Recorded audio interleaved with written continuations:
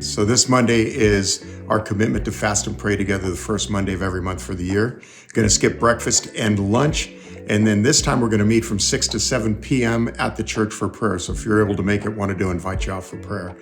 You know, this is a unique one. As I was praying about it, I really felt like the Lord said, hey, pray for change.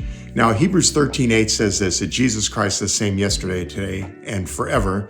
And we know according to Hebrews 6 that God doesn't change and that he doesn't lie either.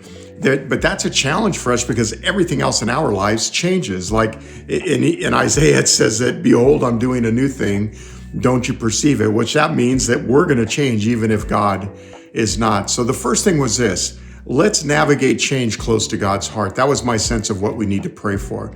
So there's transitions happening in our church. There's transitions happening in each of your lives. Some of you are facing decisions, and they're big ones, moving, changing jobs, relocating, lots of stuff like that. So how do you sense God? Well, we're going to set a couple meals aside to seek his heart and to follow him with faith and peace. That's what we're looking for. The second thing was this, that I really felt like the Lord said there's some areas of repentance that needs to occur in hearts. Now, for me personally, I feel like the struggle is I just want to hang on to what is. Like, it's simple. Why change it? And sometimes change calls for a change of mind, repentance, metanoia. And sometimes it calls for a change of behavior. Like, our hearts need to move with what God is up to and what he's doing.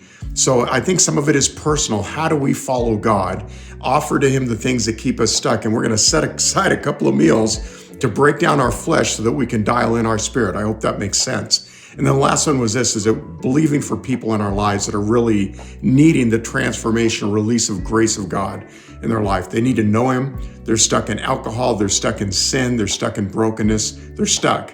And God says that if we'll position our hearts to seek his face, to fast and pray, that he'll bring about release and that he'll loose bonds and break yokes over people's lives. So that's what we're going to pray for. Transition, navigating change with God in faith, changing our own hearts, and then praying for those in our lives that need to see a release and a grace of God for change.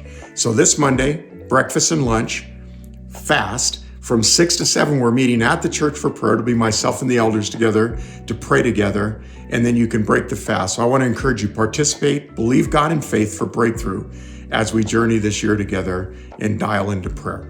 Hey, God bless you. Have a great rest of your day.